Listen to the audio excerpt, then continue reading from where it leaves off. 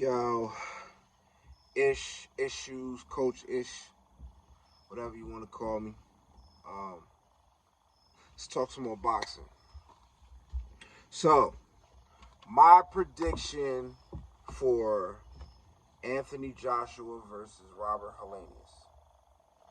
First of all, I think this is going to be a very intriguing fight. Let me just say that off the rip. I think this is going to be a more intriguing fight than people think. Joshua has had a lot of weird luck when it comes to opponents. And honestly, it's kind of his own fault. Or his people, the matchmakers, right?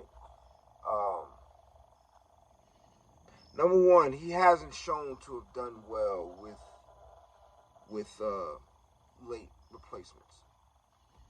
Well, really, the only real one. Well, Takam was a replacement. Carlos Takam was a replacement. That fight was decent. Um, Ruiz, of course, is the most famous one, and then Robert Helenius, which again I think is going to be a very, very, very intriguing fight. Now, this is why. One, Robert Helenius he has the height advantage. What Joshua is most familiar with is he having the height advantage, right?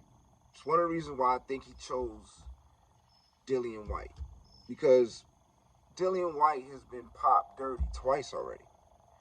Why would you even? I mean, I get it. It's a good fight for England and whatever, right? You know, tries new skills out on the old opponent, but why wouldn't you try your new skills out on the new opponent? You know what I'm saying? So Dillian White popped dirty for the third time, and late replacement Robert Helenius. The last time he had a late replacement was Andy Ruiz.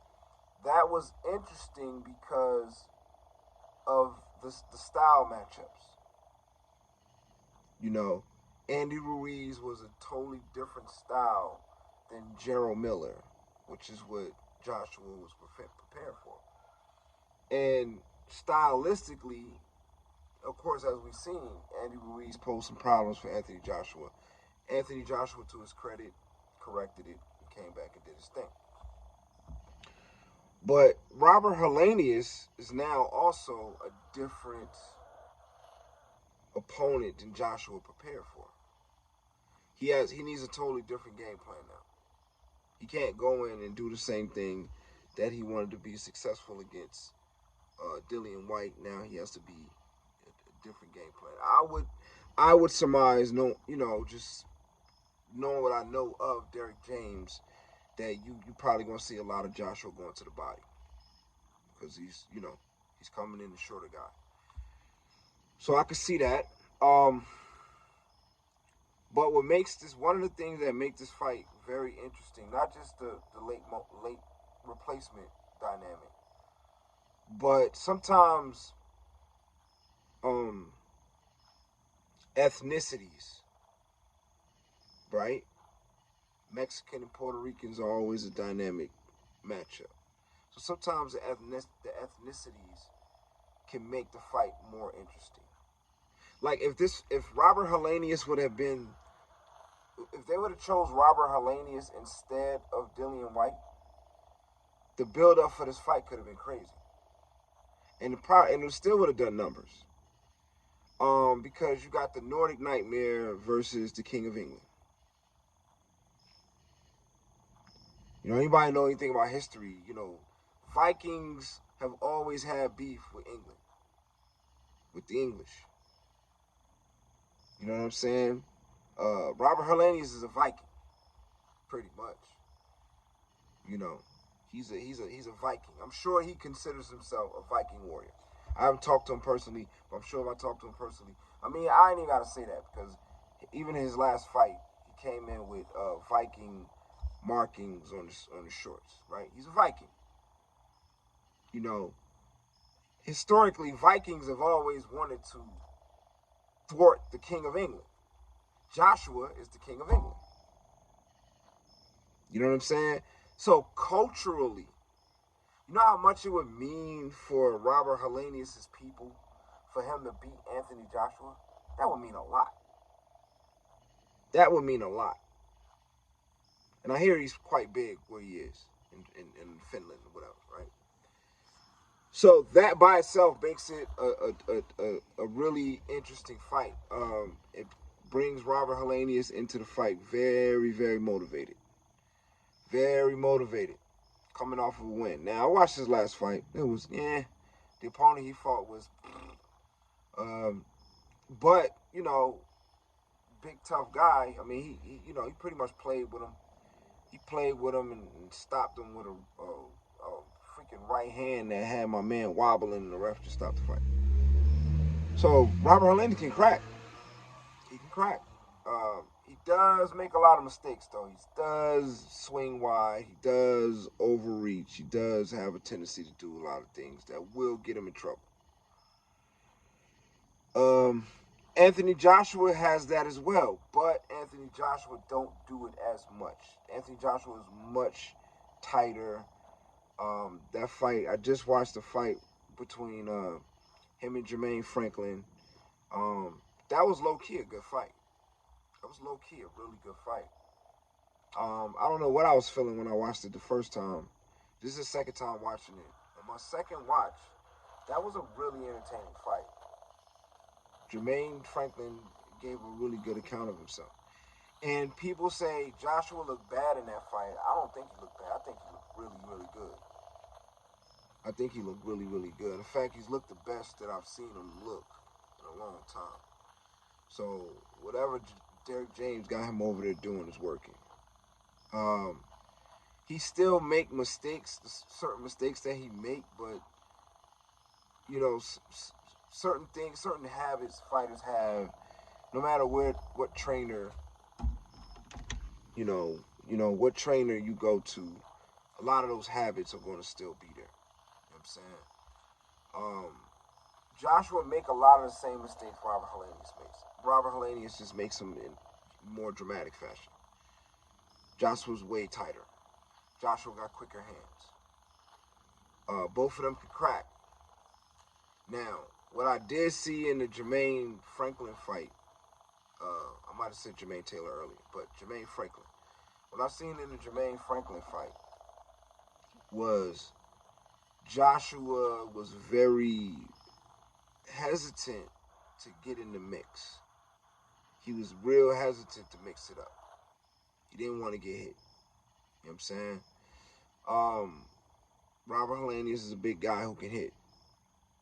So it's going to be interesting to see, because I feel like Robert Helenius will catch Joshua with some, you know what I mean? Like, he got a nice 1-2 game. He got a nice 1-2 game. Kind of reminiscent of a old Klitschko. You know what I mean? Back in the day, Klitschko. You know what I'm saying? Not old Klitschko, like old, like when he was old. But, I mean, Robert Helenius is, 38, 39, 40, something like that. So, yeah, I mean, I guess you can make the same comparison to an old Klitschko. Old 30, 40, 30, 38, 40-year-old Klitschko. You know what I'm saying? Real quick 1-2. You know what I mean? Down the middle. So, similar style, right? Similar style. And I think this fight is going to, one, Joshua has a lot to prove. You know, I think both of these fighters come in really motivated with really deep-seated historical significance behind this fight. The Nordic Nightmare versus the King of England. You know what I'm saying? The Viking warrior versus the King of England. Or the English warrior. That's always has important historic significance. You know what I mean? That I don't think they're gonna have time to get into because it's short notice. But if they would have built this fight up, like if this was, you know what I'm saying, like gave Robert Helenius some time, you know, a training camp and Joshua, if it would have been that instead of White, You know what I mean? I think this would have made for a much, much more entertaining fight. From the build up all the way up. Because you see they try to get a little snippy in the build up. I didn't really necessarily like how Joshua was carrying it. You know what I'm saying? It just kind of shows that he was nervous. To me, that's what it looked like. When he was like, "Oh, what are you looking at? Why are you looking at me like you got a problem? Like, what? Like, we could do this right now. Like, what? It's like, and Robert Helenius is looking at him like, like, how you want me to look at you? We about to fight tomorrow. He was just on there, like, they looking at him, they staring at him. Of course, it's a stare down. They're supposed to stare at each other. And Joshua just hauled off and was like, yo, you looking at me like you got a problem. Yeah. Yeah, I got a problem. We about to rumble tomorrow. Yo, I don't like the way you looking at me, yo. Like, we can do this right now. Like, no, you can't. That would be stupid. Why would you do that? Why would you even threaten that? You know what I'm saying? So it seemed like he's trying to work himself up into this aggressive, type of, mode. You know what I'm saying? Because I think he's doing that because he knows what he's up against. Quiet as kept, as much as, people are not talking about it. So, prediction.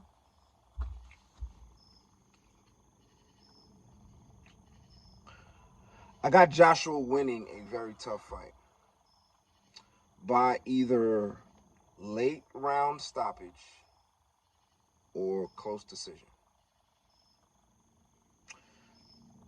It's, because they're heavyweights and they can thump, they're big boys. The line between the two is not really that much. You know what I'm saying? It sounds kind of outrageous. What do you mean stoppage or a close decision? Because they're heavyweights. You know what I'm saying? So I got Joshua. Here's my prediction. Joshua by late round stoppage or close decision, but I would not be surprised with the upset. I wouldn't be surprised at all with the upset.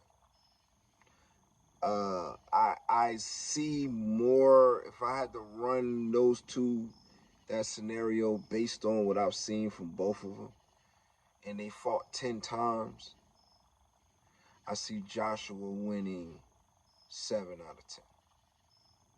Maybe even 6 or 7 out of 10. You know what I'm saying? It's kind of that close. I think it's going to be a very entertaining fight with both fighters putting it on the line, and it's going to be a real tough out because Helenius, both of these fighters are motivated by Deontay Wilder. Helenius is motivated not to allow another top guy to knock him out. He can't afford Anthony Joshua to knock him out. Even though Deontay Wilder knocked him out in the second round, he can't afford to be knocked out at all, really, by Anthony Joshua. Because that just looks bad. And then Joshua I know his camp is telling him, yo, don't compare yourself to Wilder and don't go in there and feel the pressure that you need to knock him out in spectacular fashion. But I feel like Joshua is going to have that in his head anyway. You know what I'm saying? And he's going to be in there with the pressure to try to outdo Wilder's performance, which I don't think Wilder's performance against Helenius can be outdone. That knockout was retarded. He caught Robert Helenius coming in wide, hands down. The shot was so short. It wasn't even like a typical Deontay Wilder shot. Most people are used to Wilder, that kill shot coming, he wind that thing up. You know what I'm saying? Wind it up all wild and throw it. That's what you usually used to seeing with Deontay Wilder, with that kill shot. That shot he threw came off the ropes, and it was short. It wasn't even fully extended. His elbow was still bent when he made contact. It wasn't even fully extended. It was short. Boom, and he just dropped. And he was out. He was out. eyes rolled back in the back of his head. It took him. They had to take him once they take you from the floor to the stool, you hurt. They ain't even put him on his feet at first. He was jacked up, and it was a nice, quick, short right hand. Just turned it over. Beep. Out. You know what I'm saying? So it's gonna be a very interesting fight. I think both fighters are gonna be motivated in something like, Joshua got the Wilder fight coming up in December supposedly. So he's gonna be motivated to get past Helenius and to face Wilder. And part of getting past Helenius, he's gonna be motivated to get past Helenius in either spectacular fashion or very dominant fashion. Helenius, on the other hand, is going to be motivated, first of all, to be the Viking lord that knocked off the King of England. You know what I'm saying? Even though he's lost before, but that scalp will probably for the rest of his career, he wouldn't have to take another scalp, or no scalp in his career will ever probably mean more than Anthony Joshua, just because he's a Viking, right? So I think he's coming in very, very, very motivated. I think Robert Helenius is more prepared though. Him coming off of a fight, he just fought last week. And he didn't take no damage. So I mean, that's, first of all, kudos to that. If he beats Joshua and he fought last week, that'll be dope. Just for the sport, because that's throwback for real. You know what I'm saying? Fighters used to really get it in like that. Fight one week and then fight the next week. You know what I'm saying? Sugar Ray Robinson, when he lost to Jake LaMotta, he took a tune-up fight the week later and fought Jake LaMotta the week after that. So he fought Jake LaMotta 2 weeks after going up in weight and losing to him, with a tune-up fight in between. So he fought 2 fights. One was a championship. He fought 3 fights, 2 championship fights, 1 tune-up fight in 3 weeks. You know what I'm saying? So that'll be like an homage to the old school fighters who used to, get it in like that. So that'll be dope just to see that, just to, have that part of a storyline of a upset victory that, man, I just fought last week. You know what I'm saying? I fought last week. I got this short notice. I said, heck yeah, and I took it and I beat him and I upset him. You know what I'm saying? But even if he goes out and he gives a really good accounting of himself, it's still kind of the same thing. You know what I mean? If he go in there and get smoked, then that's a whole different story. I don't necessarily see that happening. And if that do happen, then I'll come in here and say I was wrong. You know what I mean? But that's what I see. I got Joshua by late stoppage or close decision, and but I wouldn't be surprised if Helenius gets the upset. So that's it. Holla at me later. Like and subscribe. All that good stuff. Leave it in the comments. Let's talk about it. Peace.